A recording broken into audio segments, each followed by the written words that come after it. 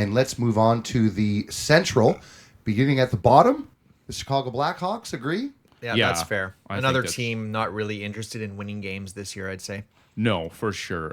There are some bright spots, of course, with this team, mainly centered around the young talent, of course, led by Connor Bedard. Now, the real question is, can we expect a big breakout from him this year?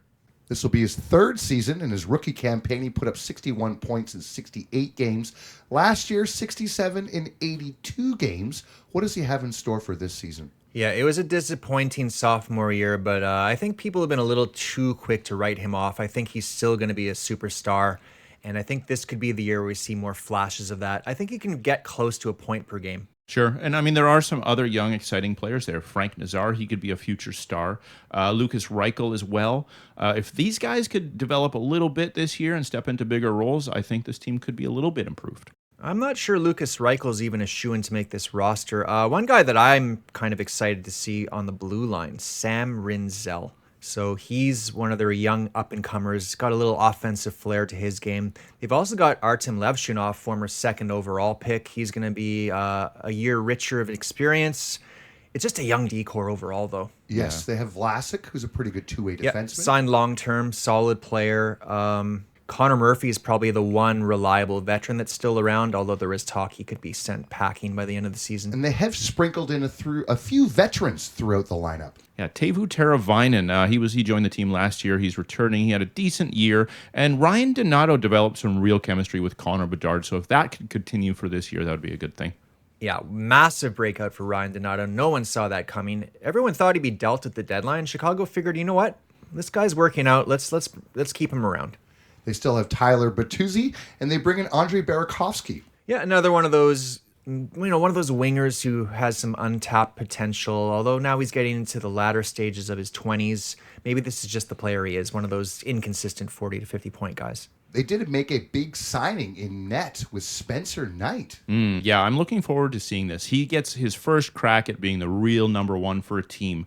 Probably not an ideal team to be bearing that load, but we'll see what he can produce. Yeah, there's no doubting the fact that he has immense talent. He was regarded as one of the best young goalie prospects in the world a few years ago. He's gone through some ups and downs personally. Seems like those are behind him. So yeah, this could be a good place for him to grow. It's on a young team, not too much pressure on him right off the bat. Well, it's going to be a tough year in the Windy City, but there is some promise ahead. Now let's shift to last year's most disappointing team, Nashville Predators. They're back with pretty much the same team. Can they bounce back and live up to some of the hype from last offseason?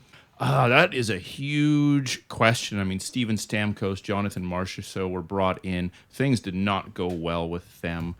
We saw Roman Josi have a pretty off season, and he was diagnosed with a long-term heart condition. So that does not bode well for the team either. Of course, Philip Forsberg, he was one of the bright spots, so I do expect him to have at least a good year. Are there any potential places for growth on this team? Young Matthew Wood, former first rounder, he's expected to get a shot probably somewhere in the top 6. So maybe that's a guy who can pop in 20 goals for you, have a nice rookie campaign. I don't see a lot of other exciting things. They did pick up everybody's favorite household cleaner, Nick Perbix. Sure, yeah, good for the tiles. Nice D depth for Nashville after they moved on from Alexander Carrier last year. So I don't know. I don't see a Luke Evangelista. Yeah. Okay. Yeah, possibly. I mean, this is a guy who might have a breakout season. I guess it looks like Fedor Svechkov, young 22-year-old centerman's also going to get a shot, playing some significant minutes. This team definitely needs an infusion of something, though, because last year they just looked tired and old. Yes, I am concerned for this group. Trotz came in, he made some very bold moves, shook up the team, and they did not pan out. So I'm worried, if things don't improve this season, it could be a short stint for him in Nashville. I mean, they still have UC Saros in net. This is a guy who's proven to be a very solid NHL goaltender. Yes, I do like Saros, but I think playoffs, well, that mountain is just too high to climb. Okay, well, why don't we move along to the newest named team in the NHL, the Utah Mammoth. This is a team we've seen a little bit of improvement this season. What do we think this team offers? And as I recall from a previous season, I believe it's your spirit animal, Jeff, the mammoth. That's correct. Is it now? The woolly mammoth. Yeah, I'm waiting for a raccoon. Yeah, we need a raccoon. at some point. I need a rainbow trout. Yeah, that'd be awesome. Yeah. Let's start with talking about the young talent on this team. Where should we begin? I mean, I love Logan Cooley. I think he's primed for a big step forward this season, potential breakout candidate for sure. The talent is undeniable, and he's going to have every opportunity to show it off. Yeah, I just love the potential of that first line. You take Cooley, you throw on Dylan Gunther and newly acquired JJ Peterka onto his wings. That could be dynamite. Love that acquisition of Peterka. Yeah, aggressive move. And I mean, look, every time Buffalo gets rid of a player, he becomes a star. So good on you, Mammoth. You've learned from the other franchises. And Clayton Keller, can we mark him down for another 90-point season? Yeah, I don't think anybody saw that coming. 90 points. I don't know if he gets there again, but he is definitely a star. Yeah, the talent, again, is undeniable. So they do have some offensive punch. How about the D? I mean, I am not necessarily as bullish on their D core as I am on the forward group. I love Sergachev. For sure. But then? Yeah, but then, I mean, Sean Dursey is a nice player. John Marino's never really lived up to the billing. He's a steady defender, but guys like Ian Cole, Nate Schmidt, Oli Mata, they kind of just leave you wanting more. These are all serviceable players, but not guys that should be playing heavy minutes on a contender. And what about in net? Well, again, questions. Kirill Vamelka, decent goalie. I don't know if he's ready for a full-time starting number one goaltender kind of workload, though. And they'll have a new backup this year, it looks like. Yeah, Vitek Vanacek in line to take that spot. This is a guy who, outside of maybe a few 10, 15-game stretches, has never really shown himself to be a consistent NHL goaltender. That's kind of a scary lineup of goaltenders to be facing what is a murderer's row in the Central Division. Yeah, for sure. So I guess really the question, we admit they've improved, a lot of potential with their forward group, but have they improved enough to make the playoffs? I don't know. It's a stretch to say that they'll make it. I wouldn't write them off, but I'd also lean no. Let's move along to Minnesota. Are you guys wild about this team? This is a team that has not really ever excited me outside of course, their great superstar, Kirill Kaprizov. But that's probably the biggest story of the offseason. Yes, he apparently declined a very rich contract offer. He would have been the highest paid player in NHL history. Sounds like he might be looking for a ticket out of town, though. And he is so important. Let's not forget, last year, this team was night and day with him in or out of the lineup. Yeah, I mean, at the start of the year, they were off to an amazing start, even leading the whole league at times. And then he went down to injury, and they did a U-turn, barely snuck into the playoffs there at the end. So, yeah, their fortunes really do hinge on his presence on the team. Thank goodness they are out of their cap hell now. Well, that's the sad irony, is that they finally have this money to spend. They want to spend it on their franchise player, and he turned it down. So now what do? They do still have some nice pieces. No, and this could still be a positive year in Minnesota, so let's shift to some hopefulness for you Wild fans out there.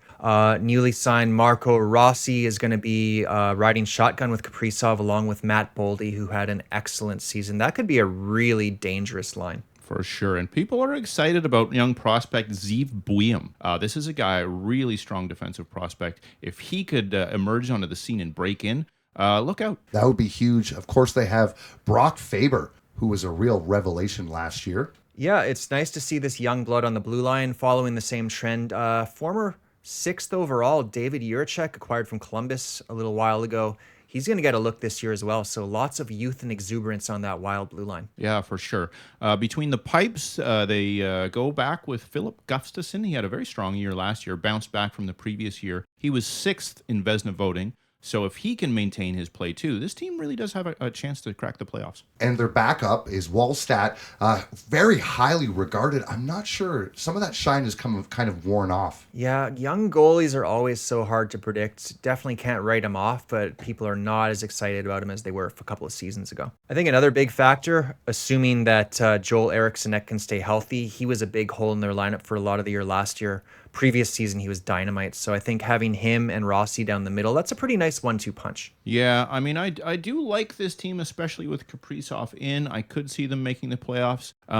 If he's gone, though, I think it spells big trouble. Yeah, that's going to be the story throughout the year in Minnesota. Again, competitive division. They've got some solid players, some young guys to be excited about. I'd say they're kind of a coin toss to make the playoffs at this point. Let's move along to the St. Louis Blues, who will have a full year of Jim Montgomery behind the bench. This is a team that did make the playoffs last year. What do they have in store for us this year? Yeah, well, what a difference he made last year. The Blues coming out of nowhere to make the playoffs. I like this team on paper. They've got pretty balanced scoring. I love their top four on D. The one thing I don't really see is that dynamic player who can just take over a game. No, I mean, Rob Thomas is their best offensive talent, and he really is. I think he's an elite playmaker, great centerman. They do need some players to step up this year. Jake Neighbors needs to contribute more than he did last year. Jimmy Snuggerud, if he could take a step forward from his pretty good rookie campaign, I think this team has a nice crack at being an offensively competitive team. And where else might the goals come from? Well, I mean, Jordan Cairo had a nice bounce back year. Does he have another gear? If he could kick it up to almost point per game, that would be huge for them. Pavel Buchnevich is another guy who could probably get you 50, 60 points. Dylan Holloway was a nice acquisition from the Oilers. Hopefully he can have a fully healthy campaign this year. So there is some offense. It's a nice balance. You still got the veteran captain, Braden Shen, who brings the sandpaper, chips in a bit of offense as well. Yeah, I wonder how much he has left in the tank. But yeah, he's still that veteran leadership presence. They also brought in Pius Suter and Nick Bukestad. Yeah, these are more depth pieces. I don't think they're going to move the needle too much. I do like the solid blue line they've built. You look at that top four. Newly signed Cam Fowler, Colton Parayko, and then you got Philip Broberg and Justin Falk. So that's a nice blend. You got a little more, you got the youth with Broberg and the veteran presence from the other three. And they brought in Logan Mailloux from the Montreal Canadiens. Yes, Logan Mailloux. Much has been talked about his potential. Cannon for a shot, physical specimen. Defensively, a little questionable. He kind of struggles to process the game at the NHL level. Hopefully he can take a step in St. Louis. And John, in net. Well, of course, yeah.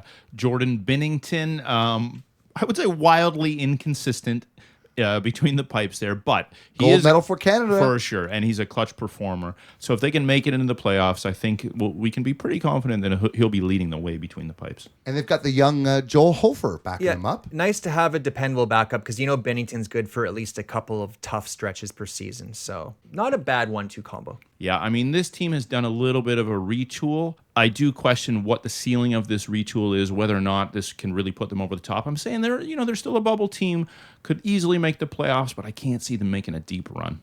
Next, we have to talk about the Colorado Avalanche. What are the prospects for this team this year? Well, I like what I see at the top of the mountain. The peak is beautiful, that crisp, cool ice. Nathan McKinnon at the summit along What a with stud. Cale Makar. These are two of the best players in the world.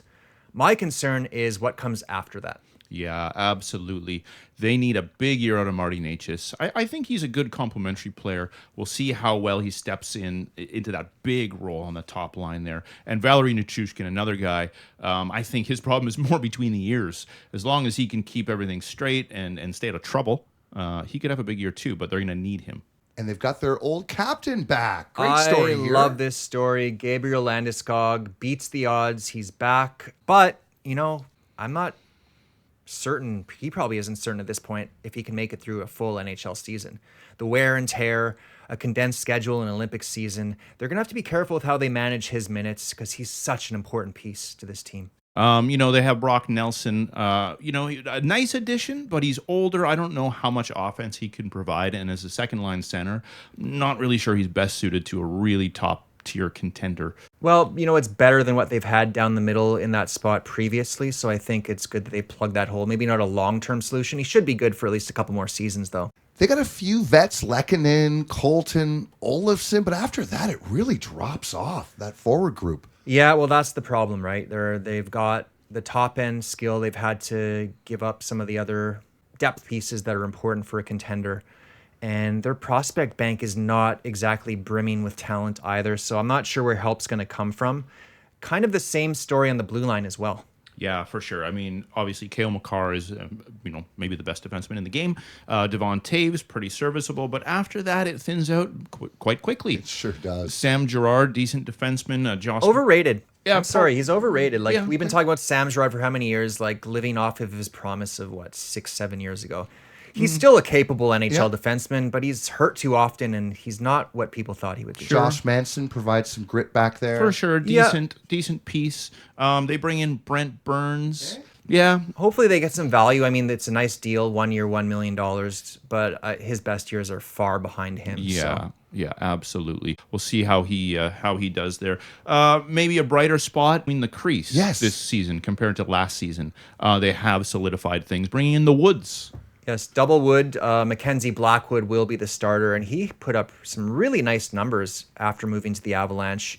And I do like the fact that if he falters, Scott Wedgwood actually showed himself to be a capable NHL backup as well. So after years of question marks in the crease, that is one issue they seem to have put to bed. Yeah, for sure. So I think it's fair to say this team makes the playoffs. There's too much talent there for them to be out of the playoffs. Not sure how open their cup window is. Yeah, I wouldn't write them off, but I would not put them up there with the elite cup contenders. Next up, let's talk about the Winnipeg Jets. Now, the Jets were the biggest surprise team last year. They went on an incredible winning streak at the start of the season, and they won the President's Trophy. John, this is your favorite team. What do they have in store for us this season? Well, I mean, probably the biggest news in Winnipeg is the arrival of hometown boy Jonathan Toews. Now, he's certainly a little longer in the tooth than he was during his heyday, but he has been to India. And Yes, he's been to India. Yeah, and so he's saying he's healthy and ready to go. So everybody's very, very interested to see what he brings. Hopefully some leadership and some big face-off wins at key moments. You know, beyond that, obviously Connor Hellebuck. Can he win another Vezina Trophy is really the question. He's back-to-back. A lot of people say he's the favorite to do it again this year. So, well, you know, what's in store there? What do you guys think about, you know, the larger issues with depth and defense for this team? Obviously, the loss of Nick Ehlers is going to be felt throughout the lineup.